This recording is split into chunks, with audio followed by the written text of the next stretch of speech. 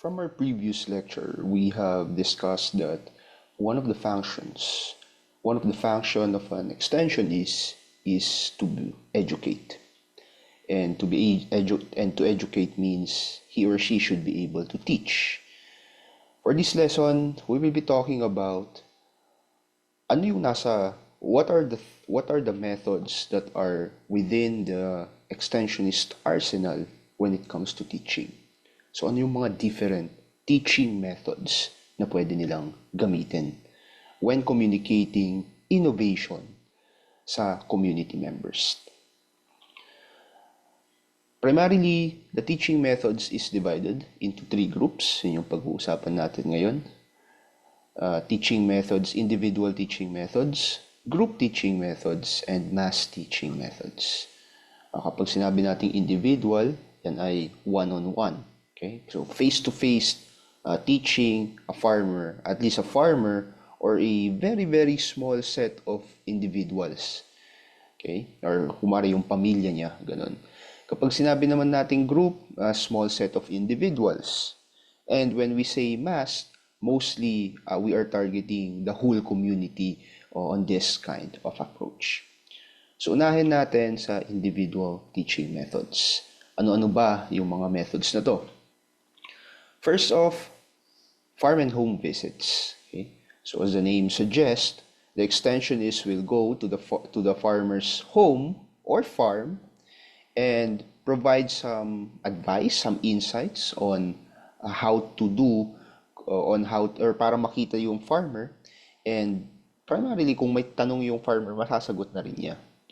So this is very effective kasi it's casual, it's face to face. At the same time, si extensionist nakikita niya yung konteksto na ginagalawan ni farmer sa kanyang pamilya and sa kanyang farm.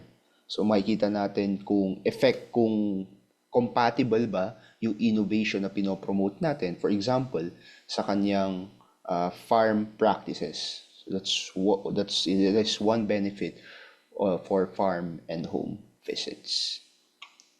We also have office calls.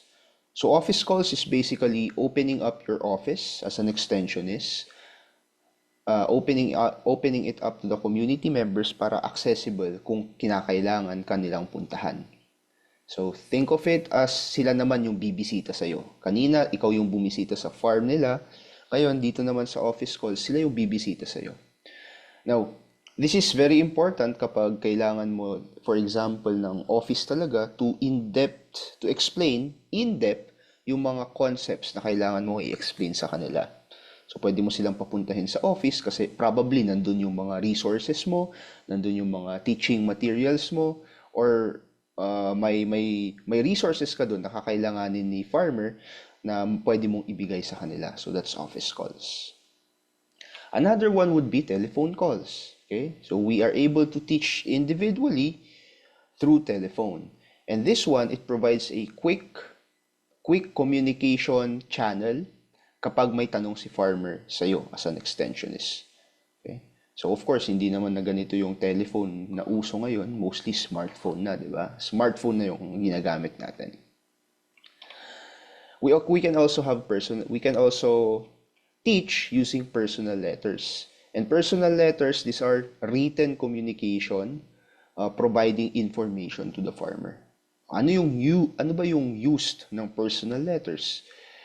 The benefit of personal letters is that it provides a tangible material that you can give to the farmer na pwede niyang itago. Kasi 'di ba kapag boses lang, nakakalimutan natin madalas kapag in-advisean ka ng through voice lang. Pero kapag sinulat yan ni extensionist and yun yung binigay kay farmer, mas malinaw, mas tangible, mayroon siyang pwedeng balik-balikan kung sakaling nalimutan niya yung information na gusto mong i-relay sa kanya. We also have informal contacts, which is basically a good way to build rapport. Kapag sinabi nating informal contacts, kunwari, si extensionist nakatira na rin mismo doon sa community or bumibisi-bisita siya sa community. And habang kumari, naglalakad lang siya doon sa kalsada, na-meet niya si farmer. So from that point, pwede siyang maki-engage kay farmer and talk about some agricultural topics. So that is a way of individual teaching as well. So for example, sa isang marketplace, sa palengke, nakita niya si farmer, o pwede silang mag-usap. May tanong si farmer, pwede na niyang itanong doon, and pwede na rin sagutin ni extension worker. So these are informal contacts, casual interactions in everyday settings. Electronic media, of course, pwede na rin yan ngayon. Kasi ang mga rural area natin, yung mga farmers natin, hindi na traditional yung way of communicating nila. Kapag mayroon silang email, for example, meron silang smartphone, we can also deliver information and teach them through email, through the internet. Pwede tayong mag-forward ng isang YouTube video sa kanila. That's probably good. Through Messenger. Diba? Kasi kung malakas yung data sa kanila, at least kapag Messenger kasi, pwede ka pang mag-send ng photos aside from text. So, pwede kang mag-send ng photos, pwede kang mag-send ng videos, pwede kang mag-send ng audio clips. So, this is a convenient way then of sharing information and staying in touch with your clientele. Now, let's move on with group teaching methods. Again, here, ang target natin is a small set of individuals, okay? Or a group of individuals. Lecture, yan yung pinaka-familiar tayo kasi we have experienced it when we are in elementary, high school, and college. So basically, meron si extension worker nandun sa harap, and then meron kang grupo of farmers na nakaupo, nakaharap niya, and then you are basically presenting an information to them on specific topic. You can also engage them, ask them question, pwedeng may PowerPoint slide ka. Basta ang concept dito is mayroong si extensionist is nasa harap na nagtuturo sa grupo ng mga tao na kaharap din niya. Okay, that's lecture. We also have demonstrations, and we can subdivide this into method and results demonstration. When you say it is a method demonstration, you are showing the farmers how to do a particular task. Okay? So for example, bee farming. Paano gawin ang bee farming? Kumari, nag-invite ka ng isang expert, tinuro niya sa mga farmer yung step-by-step process on how to do bee farming, then that's a method demonstration. Results demonstration naman, you are showcasing kung ano ba yung naging resulta or outcome ng isang innovation na pinopromote mo. So for instance, meron kang bagong fertilizer na ginagamit. And itong fertilizer na to,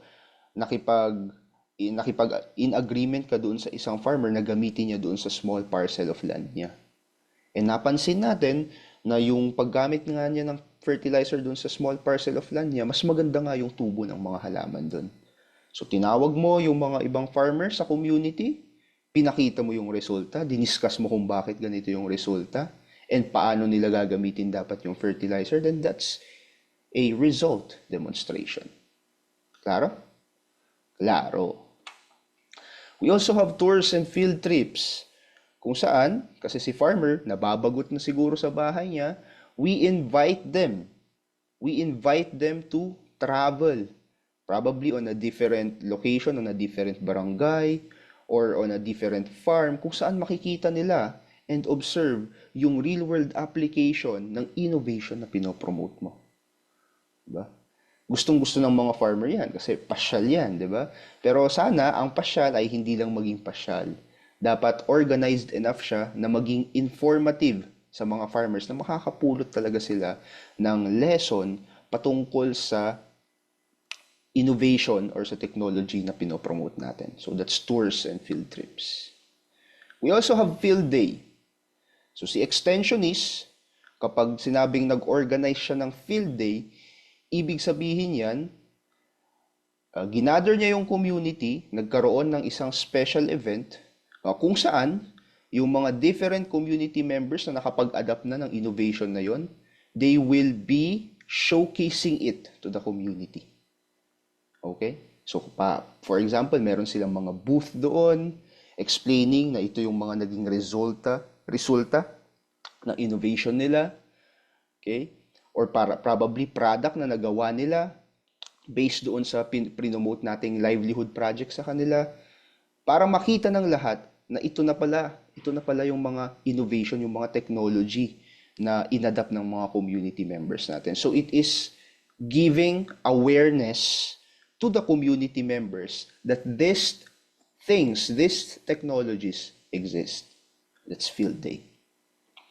We also have meetings. Well, basically, they are gatherings wherein the farmers, your clienteles, will go on, the farmers and you will facilitate an ongoing discussion about the particular innovation that you're spreading or about the information that you are talking about. So they can discuss issues, kapag may updates ba sila, and probably plans kung paano ba i-improve yung innovation na kanilang ginagamit. So it gives you an in-depth understanding on how they are using the technology, and at the same time, what are the problems that can be solved along the way as they adopt a particular technology. That's meeting.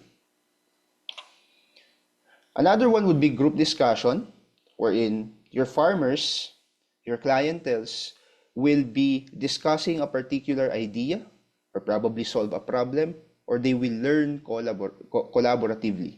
So yun lang yung idea dito. Basically, in a group, and then they are discussing. Meron tayong iba't ibang uri ng group discussion naman. First off, we have brainstorming. Kapag sinabi nating brainstorming, this is more of spontaneous and creative thinking. Ibig sabihin, walang idea na ginajudge during the brainstorming session. Nagbabatuhan lang tayo ng idea para mailabas natin yung creative idea that would probably solve a problem or provide a solution. Okay, so that's brainstorming. So, ideas lang, bato lang ng ideas. Walang pause, walang judgment doon sa mga ideas.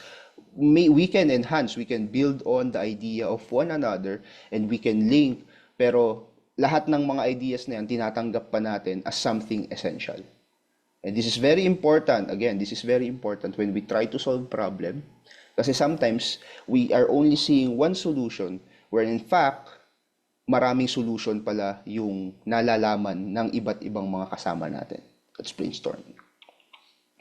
Another kind of group discussion would be panel discussion, wherein mag-i-invite ka ng mga experts, okay? Uupo sila sa harap, and from there, they will share yung insights nila and answer some questions on a specific topic or answer questions from the audiences, or in our case, from the farmer. So, pwede kang mag-invite ng crop scientists, for example, soil scientists, agricultural economics and marketer, pero para medyo holistic, and pauupuin mo si farmer, magtanong sila about kung paano i-improve yung kanilang productivity. So, that's panel discussion. We also have open forum. And open forum simply means participants can ask questions, they can seek clarifications, and express yung opinion nila.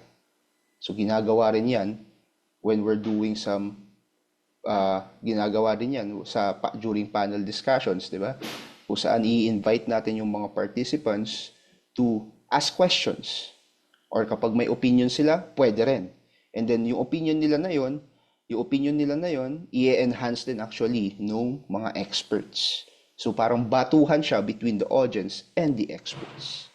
We can also do some open forum kung saan walang experts, yung mga farmers lang. Na parang brainstorming ang style. But then the goal is they would ask questions and seek clarifications or express their opinions on a particular innovation that we are promoting. Another type of group discussion is symposium, kung saan mag-i-invite din tayo ng speakers.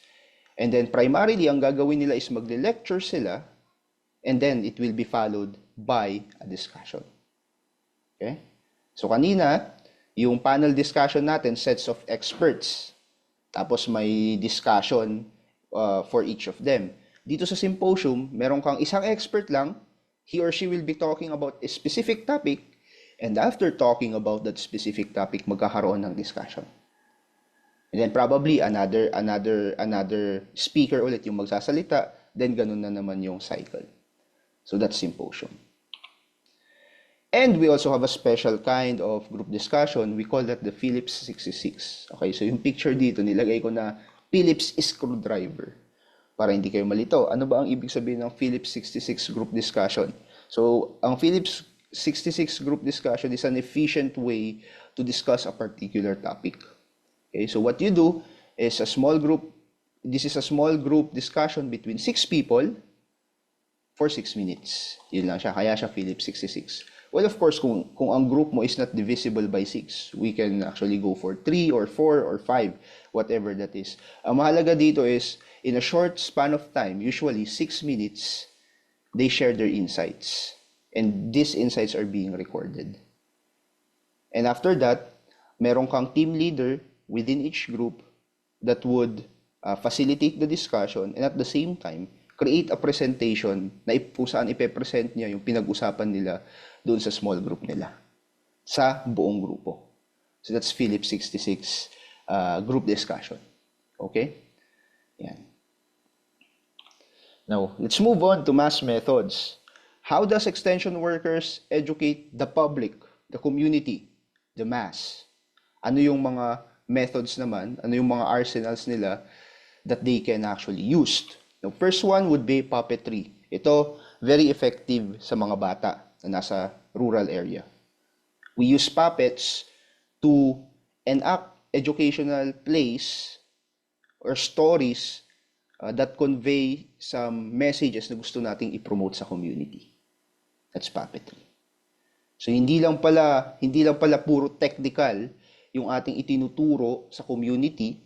We can also teach them through narratives, through stories that would impact them on how they see their life and on how they see and on how they would improve yung pamumuhay nila. In relation to puppetry, we have also popular theaters. Okay? So wherein we utilize art, like drama, singing, role-playing, dancing, to convey messages to the entire community. Ang kagandahan dito, pwede pa natin silang i-involve. Pwede natin silang i-involve as performers doon sa ating popular theater. Okay. What I'm saying here is, these certain methods are used because we understand that human beings, they are not just there to gain information. Human beings has this desire to also experience art. So whether that be in drama, in music, gusto natin yun.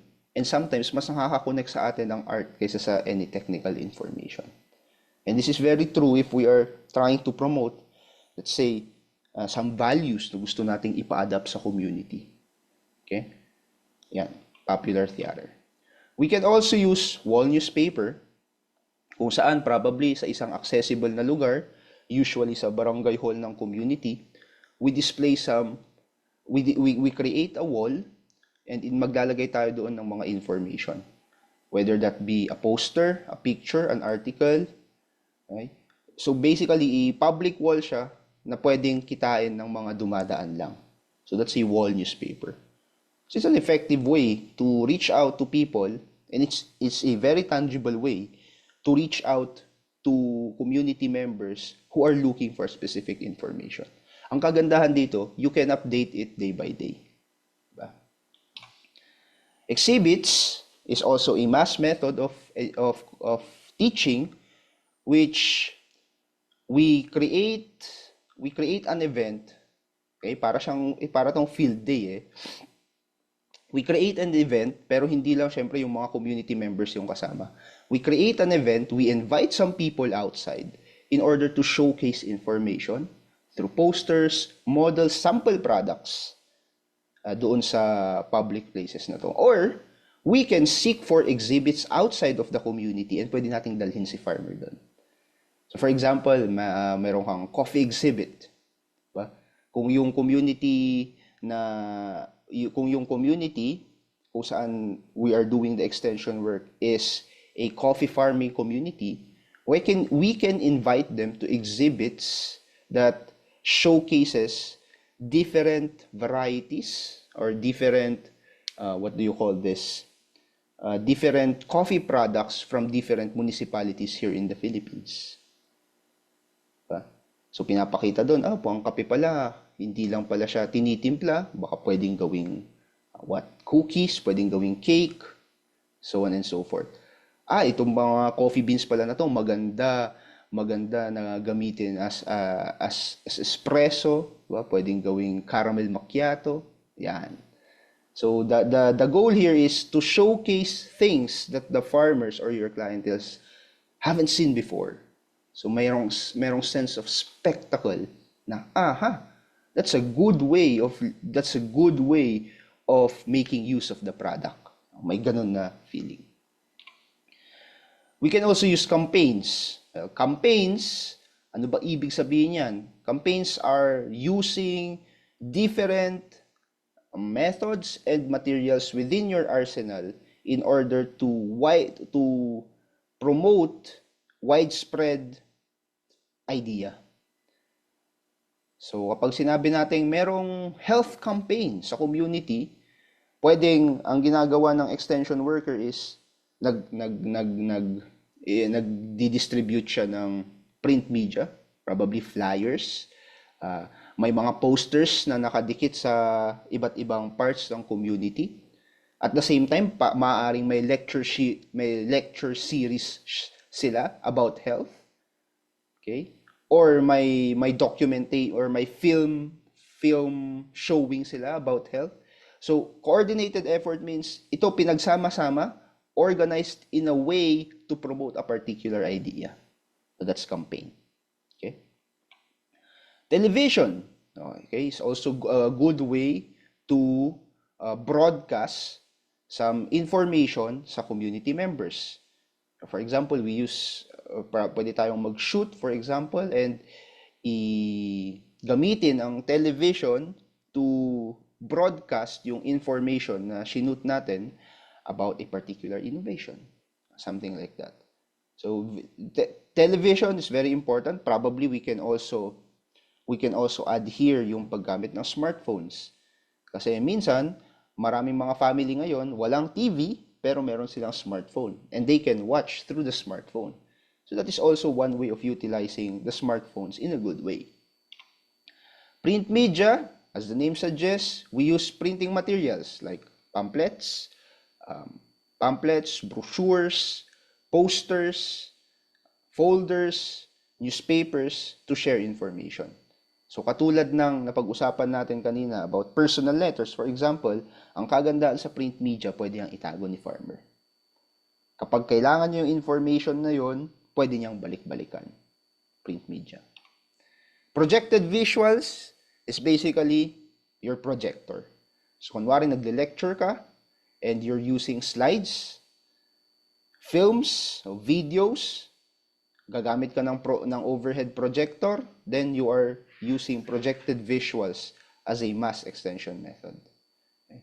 Kumari mayroong malaking event si farmer, and then may gusto kang i-present doon sa buong community, and gagamit ka ng projector, then you're using the projected visual method of mass teaching.